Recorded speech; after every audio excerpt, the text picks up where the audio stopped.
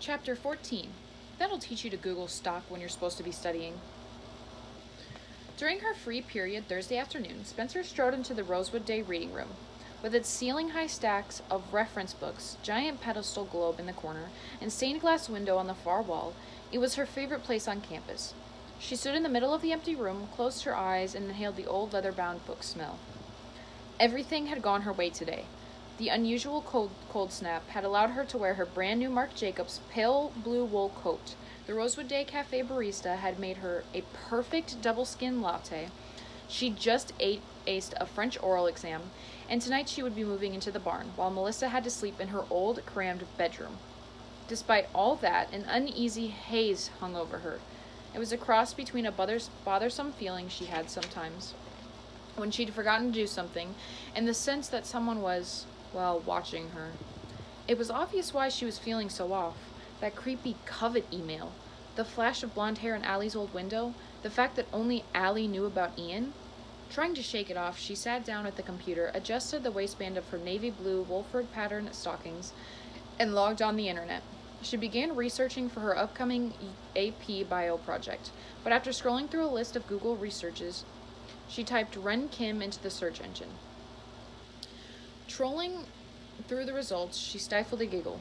On a site called Mill Hills School, London, there was a photo of a long-haired Wren standing next to a Bunsen burner and a bunch of test tubes. Another link was to Oxford University's Corpus Christi College student portal. There was a photo of Wren looking gorgeous in Shakespearean garb, holding a skull. She hadn't known Wren was into drama. As she tried to magnify the photo to check out the fits of his tights, someone tapped on her shoulder. "That your boyfriend?" Spencer jumped, knocking her crystal-studded sidekick cell phone to the floor. Andrew Campbell grinned awkwardly behind her. She quickly closed the window. "Of course not." Andrew bent down to pick up her sidekick, pushing a lock of straight, shoulder-length hair out of his eyes. Spencer noticed that he might actually have a chance of being cute if he'd cut that lion's mane. "Oops," he said, handing the sidekick to her. "I think a jewel thing fell off." Spencer grabbed it from him. "You scared me." "Sorry about that," Andrew smiled. "So your boyfriend's an actor?" "I said he wasn't my boyfriend." Andrew stepped back. "Sorry, just making conversation." Spencer eyed him suspiciously. "Anyway," Andrew went on, hefting his North Face backpack higher on his shoulder, "I was wondering, you going to Noel's party tomorrow?" "I could give you a ride." Spencer looked at him blankly and then remembered Noel Kahn's field party. She'd gone to last year. Kids did beer funnels, and practically every girl cheated on her boyfriend. This year would be more of the same. And what, Andrew seriously thought she'd ride with him in his Mini? Would they even fit? "Doubt it," she said. Andrew's face fell. "Yeah, I guess you're probably kind of busy." Spencer furrowed her brow. "What's that supposed to mean?" Andrew shrugged. "You seem to have a lot going on. Your sister's home, right?" Spencer leaned back in her chair and drew her bottom lip into her mouth. "Yeah, she just got home last night. How'd you know that?" She stopped. "Wait a second." Andrew drove his Mini up and down her street all the time. She'd seen him just yesterday when she was at the mailbox getting her test scores. She swallowed hard. Now that she's thought about it, she might have seen his black Mini drive by when she and Ren were in the hot tub together. He must have been driving up and down her street a lot to notice Melissa was home. What if Andrew was the one skulking around spying on her? What if Andrew wrote that creepy covet email? Andrew was so competitive it seemed possible. Wouldn't sending threatening messages be a good way to throw someone off her game and make it easier to recollect at last year's class president? Or even better, beat out his competition for valedictorian. And the long hair. Maybe she'd seen him in Allie's old window. Unbelievable. Spencer stared at Andrew incredulously. "Is something wrong?" Andrew said, looking concerned. "I have to go." She gathered up her books and walked out of the reading room. "Wait," Andrew called. Spencer kept going, but as she pushed through the library door, she realized that she didn't feel enraged.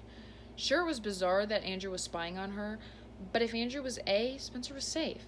Whatever Andrew thought he had on her, it was nothing. Nothing compared to what Allison knew. She reached the door to the Commons, coming in at the same time as Emily Fields. "Hey," Emily said, a nervous look crossed her face. "Hey," Spencer answered. Emily readjusted her Nike backpack. Spencer pushed her bangs off her face. When was the last time she'd spoken to Emily? "Got cold out, huh?" Emily asked. Spencer nodded. "Yeah." Emily smiled in that "I don't know what to say to you" way. Then Tracy Reed, another swimmer, grabbed Emily's arm. "When is our swimsuit money due?" she asked. As Emily answered, Spencer wiped some non-existent dirt off her blazer and wondered if she should just walk away or if she had to say a formal goodbye. Then something on Emily's wrist caught her eye. Emily was still wearing her blue string bracelet from 6th grade. Allison had made one for everyone right after the accident. The Jenna thing happened. Initially, they just wanted to get Jenna's brother Toby. It was supposed to be a prank. After the 5 of them planned it, Allie went across the street to watch from Toby's treehouse window, and when it happened, it did something horrible to Jenna. After the ambulance pulled away from Jenna's house, Spencer discovered something about the accident none of the other girls ever found out. Toby saw Allie, but Allie saw Toby doing something just as bad. He couldn't tell on her, because then she'd tell on him. Not long after, Allie made everyone the bracelets to remind them that they were best friends forever, and now they share a secret like this. They had to protect one another forever. Spencer waited for Allie to tell the others that someone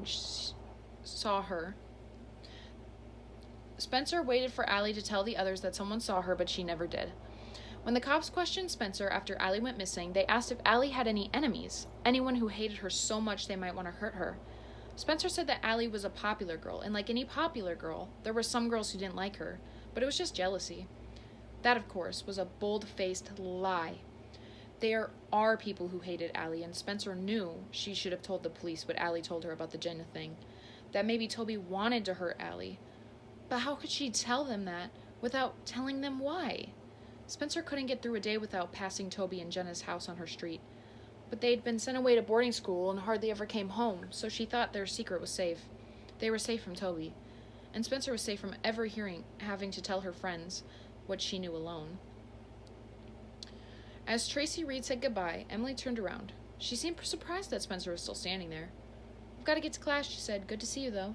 "Bye," Spencer answered, and she and Emily exchanged one last awkward smile.